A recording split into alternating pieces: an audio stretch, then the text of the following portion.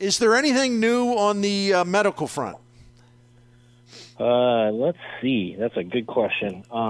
You have rotational action, meaning he's rotating his torso and taking some dry swings for Lars Nootbaar. And then you had Sonny Gray go through a bullpen session today. Slight alteration for his schedule. Nothing like related to the injury, except for more related to his schedule, where he threw a bullpen session. Another of what we're learning is a classic Sonny Gray bullpen session. Lots of action, lots of conversation, lots of narration. And that's so that he can prepare to pitch in a game Friday. A game, you say? A minor league game on the backfields. He's going to throw to minor league hitters, and there's going to be game action he can't control. To the extent that once the ball's in play, they're going to play a real game. Now, I don't know if they'll set up the lineup to his liking, meaning left, right, or style of hitter. But they're going to have game action. So he'll have to get off the mound and field his position and all that stuff, and that'll be the next test for him, and that's Friday. And we know that Edman is certainly a ways away based on the reporting in the Post-Dispatch STL today. So it leads me to my next question. As we get closer to final roster time, are the Cardinals allowing? Are they sort of giving you guys more of a look, like into the window of maybe what they're thinking about Victor Scott II, without declaring anything? It's just kind of a window into their thinking. What have you been able to glean from that, if there's been a window? I mean, he's playing a lot of center field, playing center field again tonight. He's going to get a long look, and they're going to have to make a call somewhat based on what they know about Tommy Edman's near future, long-term availability when they start closing up camp. They're going to make a call on their roster likely before they leave Florida. Does that mean they finalize it? No. They'll still have a few days there in Arizona, but they're going to have some sense of what that roster looks like by Sunday when they get on a plane to Phoenix. For Victor Scott, there's a lot of stuff in play here. One is how much do they put an emphasis on defense, and where do they think Dylan Carlson fits into their starting lineup? What do they think about left field and Brendan Donovan? Their best defensive outfield with Jordan Walker in right, which they're committed to, is probably Victor Scott in center and Dylan Carlson in left. Their best defensive outfielder, or their best defensive outfielder, if they put Jordan at DH, is a lot different. But with him in right, that is probably their best defensive outfield. How much of a difference is Dylan in center, Donovan in left, or Burleson in left, but probably Donovan in left? And what does that mean for the DH? Is in play here, because then they're looking at, not feeling that they're going to overwhelm Victor Scott with, the offensive expectations, or the notion that he and Mason Wynn will both be at the bottom of the lineup, and what that means for the overall expectations of the offense. They're going to bake into this, like, okay, how can he change games, his speed, his glove? How will this change his development? These are kind of the conversations that they're having. It's really good stuff. It's going to be interesting to see how it turns out. Paying attention from afar, it's pretty obvious that Dylan Carlson's been striking the ball with more authority, and based on, my goodness, yes, based on stuff that you all have written about very well to explain his determination to just, in effect, make sure he swings hard enough. I'm just trying to simplify it. He's going to put everything into it, and so he's hitting the ball harder. There's no doubt about it. But as much as we don't care about spring training stats, I couldn't help but note, though, even though there's been improvement, still not doing much against right-handed pitching. Right. What should we draw from that? Well, over the past week, more and better against right-handed pitching. But you're right. I mean, there early on, it was not much. And then he was not making the strides and not showing what they were reading elsewhere. It was not going into games. And then he went off to Fort Myers. And I don't know, I mean, this is anecdotal, but I remember watching that BP, and he was in a BP group with Burleson and Gorman.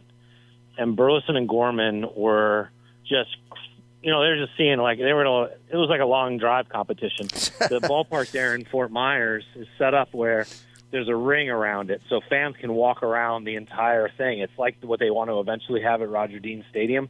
But so you can walk the entire concourse in a circle around the Twins complex. And so they had seats out there, and if you hit the ball far enough, it would go into these folding chairs. And it would either send the folding chairs clattering, or it would send the people chasing after the ball through the folding chairs, clattering and smattering all over the place. It was somewhat comical, to be honest, and you just heard a ruckus every time a ball went in there. You could also hit it beyond the walkway. I give you that visual because that's where Gorman was hitting the ball, that's where Burleson was hitting the ball, and then up comes Dylan Carlson, and he goes, I don't know what he said, but he kind of was like, okay, fine, cool, and then started doing the same thing, and started swinging with such ferocity that, like, I don't know if you would say, like, oh, I've seen that before. Like, I'm not sure you would, but he was swinging with ferocity and distance. And, the phrase that Marmol, or the word he uses, is intent. This was intent to hit the ball as far as those other two guys were. And he was doing it, and then he did it in the game, hit it to dead center field. Then he's continued to do it since then. So, again, it's anecdotal, but it was an example of kind of what they are trying to get from him. And right. I asked Ollie about it that day, and he brought it up again today. He was like, yeah, it's like what you were talking about in that BP. He just is out there with, like, all right, this is my A swing, and I don't need to just make contact. I don't just need to protect the strike zone. I need to damage, and he's doing it better. He's doing it better. Yeah, it's good. I mean, I'm happy for him because he's just been stuck in this rut, for lack of a better term, plus injuries. He hasn't had health. Derrick, he hasn't had health. He was so limited, Yeah. You plant that foot, no range of motion. You don't feel like you have any power. Your body hurts. Your wrist hurts. I mean, who's going to swing with ferocity in that? People don't go out and have their best drive at Top Golf when they have a head cold. Just imagine that. Brian Bartow says hello as he walks by. Oh, that's our guy, man. Tell him I said hello. Yeah, he says hello. But he just was swinging with health, and then after health comes, okay, well, what's my limit? And now he's finding it. We'll see if it works. I don't want to, overstate it, but it's going to be public what happens is public. Right. Absolutely. Derrick, and I know that your time's a little short, so I'll just get a couple other questions in. The bullpen competition, in effect, there's another job open because Keenan Middleton's, going to be down for a while. How much, it doesn't matter. He's going to be down. He's not going to be able to pitch real early on in the season. So what does that do in terms of the job competition? And the thing that's of particular interest is Ryan Fernandez, because he's the Rule 5 draft pick from the Boston. Yeah. If he doesn't make the 26-man roster, they have to offer him back to the Red Sox or make a deal to keep him. And real quick, just sure. Real quick. They have to offer him back to every other team. Oh, every other team. Sorry, and then I'm the glad Red you. Sox. Yeah. No, I'm really glad you pointed that out. Believe it or not, I didn't realize that. I'm usually pretty good about that stuff. No, that's all right. He has to go through every other team who can say, well, we want him at the Rule 5 rules, or then back to the Red Sox. Gotcha. Does this give him an advantage over, say, Riley O'Brien, who's been really impressive? Oh, both of them are going. It's hard to imagine a bullpen without both of them in it. Okay. To be honest. Yeah. Gotcha. Middleton opens up a spot for Ryan Fernandez. He threw well last night. Nick Robertson is kind of the one that has to elbow his way past them.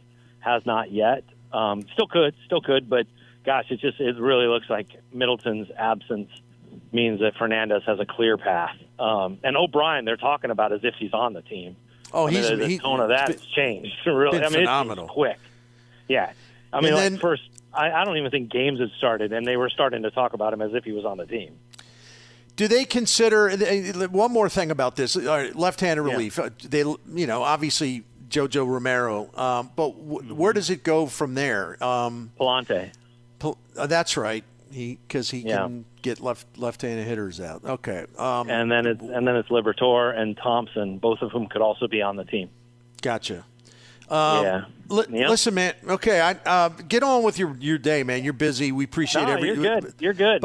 By the way, all this your questions. No, excellent. All the special section stuff.